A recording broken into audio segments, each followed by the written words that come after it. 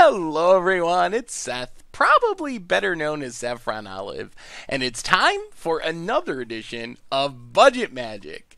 So this week, we're heading to Standard for a deck that's a little bit janky, but I know it's one of people's favorite archetypes. So many people ask me about this archetype, and more importantly, it's an ultra budget option. The list that we play in the videos is only $58 in the paper world, 16 ticks on Magic Online, so super cheap, and it's actually a little bit more competitive than it probably looks on paper. We're talking about a mill deck. This is the deck I'm calling Mono Blue Bouncin' Mill, and I actually had a lot of fun playing this deck. It's different than your typical mill deck. Usually when you think of mill, it's kind of like a burn deck. You're playing really bad burn spells because your opponent starts with 60 life instead of 20 life if you consider cards in library life, and you're playing like Tome Scours and stuff like that. That's not really what we're trying to do. We're a little more tricky and a little more controlling than your typical control deck, and got some really sweet synergies that we can use to mill the opponent out. So anyway, a quick reminder before we talk about Mono Blue Bouncin' Mill. If you enjoy Budget Magic and the other series here on the channel, it would be amazing of you if you could take a quick second, click that subscribe button down in the corner of your screen. It's a great way to support the channel and the site for free. So Mono Blue Bouncin' Mill is kind of built around a couple of really janky looking creatures. So kind of two of our key cards are Minister of Inquiries and Manic Scribe. These are actually the only two creatures in our main deck, and they're really important to our plan. They don't do a ton on their own. They each mill 3 cards in their own way. Minister of Inquiries, we can tap it and spend an energy to mill 3 cards. It gives us 2 energy when it enters the battlefield, so we can do this twice. Manic Scribe manages to mill 3 when it enters the battlefield, and then if we have Delirium, it mills 3 more on our opponent's upkeep. And we are trying to get Delirium in this deck. We're not super dedicated to it, but it is kind of our long-term plan. So basically, with these 2 cards, we can mill 3 repeatedly. If we have 2 of them out, we're milling 6. If we have 3 of them, we're milling 9. So while they don't do much on their own with any one activation, over the course of a long game, they can add up to a lot of cards milled. And the trick to these cards is, because Minister runs out of energy quickly, we don't have a ton of energy producers. Actually, I think Minister is the only card in our deck that makes energy. And Manic Scribe, until we get Delirium, only triggers once. We need to be able to pick these cards back up and replay them again and again. So the trick to this deck, and where the name comes from, the Bouncin' Mill, is Engulf the Shore and Crush of Tentacles. So these cards are really dual purpose. On one hand, they let us pick up our Minister, pick up our Manic Scribe. Because Manic Scribe and Minister are so cheap, they're also good ways to trigger our Crush of Tentacles. But both of those cards pick up our creatures while also bouncing all of our opponent's creatures and resetting the board, kind of a super fog. Sometimes we get a big 8/8 octopus from our Crush of Tentacles, which buys us even more time, but it resets the board, lets us pick up our creatures, then we recast our Manic Scribe, mill 3 more cards, replay our Minister, get more energy so we can start tapping again the next turn. So that's kind of the goal of the deck, is to play these cards, mill 6 cards, 9 cards, 12 cards, bounce them, replay them, mill another 6 or 9 or 12 cards, bounce them again, replay them, and we're stalling our opponent out along the way because we're bouncing all of their stuff and just generally annoying them with all of our bounce spells. So that's kind of plan 1 of milling our opponent out.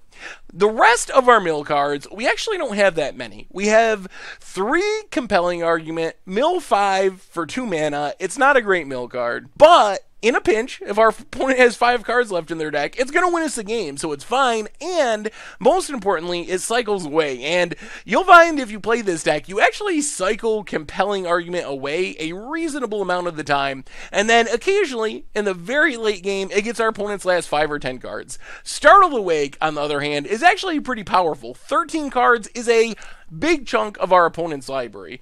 In fact, if you add up the math on Startled Awake, 13, 13, 13, 13, that's 52 cards, and if you consider a 60-card deck, you start by drawing your 7-card opening hand, you draw for your turn. Basically, 4 copies of Startled Awake all by itself is guaranteed to win the game. While we're not likely to win just by directly casting 4 copies of Startled Awake, it is kind of our big finisher. So because our creatures mill kind of slowly, and it takes a while for all those mill 3s to add up, our goal in this deck is really to get our opponent about halfway through their deck, and them drawing for their turn helps. But if we can get them down to 30 cards, 25 cards, that's where we can kind of go off with Startle the Wake with the help of Mirror Pool. So Mirror Pool is actually super insane in this deck. The annoying part is it enters tapped. Yes, that's a little bit bad. We can play it on turn 1 though, and we can usually work around the entering tap thing. It's not too punishing in this deck because we have a ton of other untapped lands. And then we can sacrifice it by paying 2 and a colorless to copy an instant or sorcery, which means if we can get up to 8 mana, we can cast a Startle Awake and copy the Startle Awake with the Mirror Pool, so we're milling almost half of our opponent's deck for 8 mana and 1 copy of Startle Awake. So that's kind of how we usually close out the game. That's the big finish, is the double Startle Awake.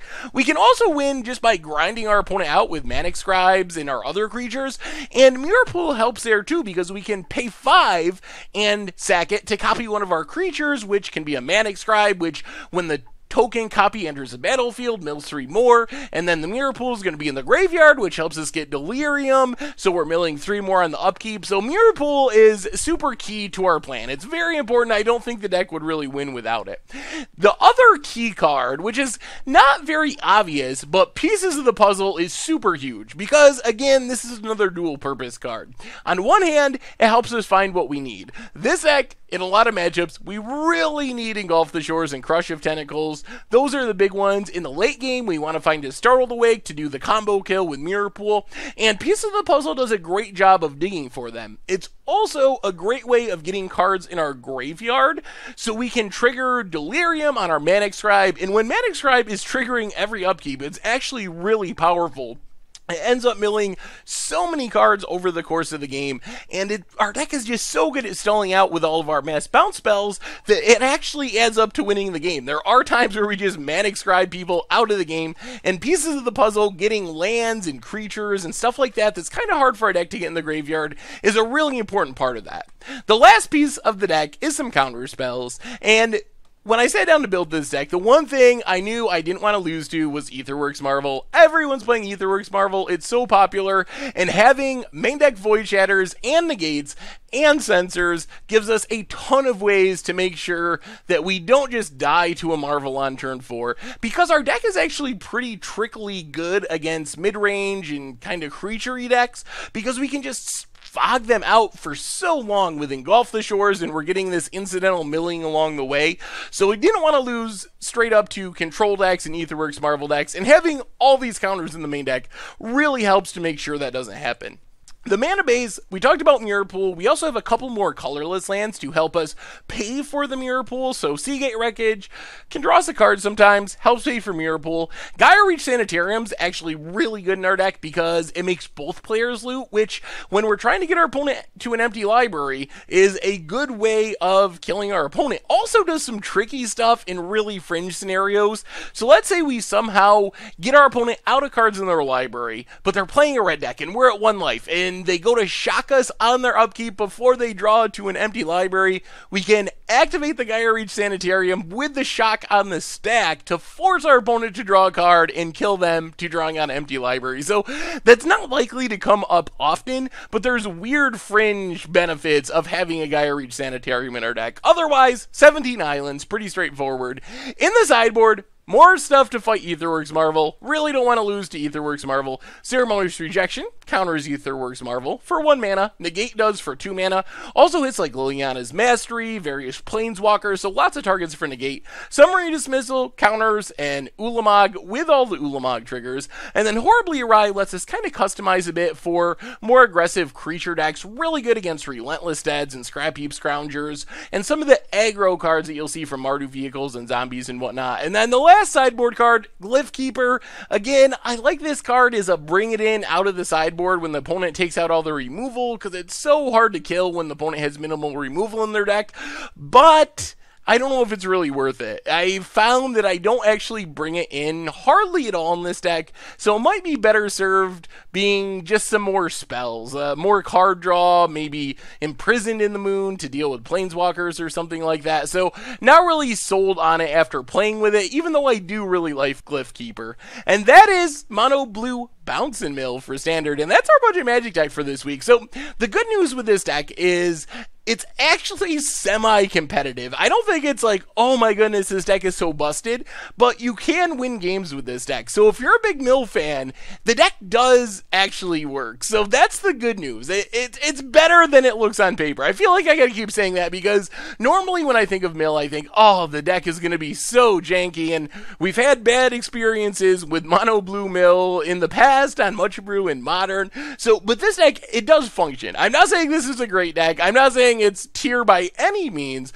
but if you're a big Mill fan and you're looking for something super, super cheap and you like the style of the deck, you're not just going to go out and get absolutely crushed with it every game. Of course, I mean, it's not going to win all the time. It's not an insane deck. As far as level of competition, it might not even be one of the most competitive Budget Magic decks, but it is good enough that you can win some games with it, and it's really fun and really unique. There's a lot of cool stuff going on, and it's really interesting and unique, and of course, super, super cheap. So if you like Mill and want a semi-competitive, ultra-budget option for Amonkhet Standard, give it a try.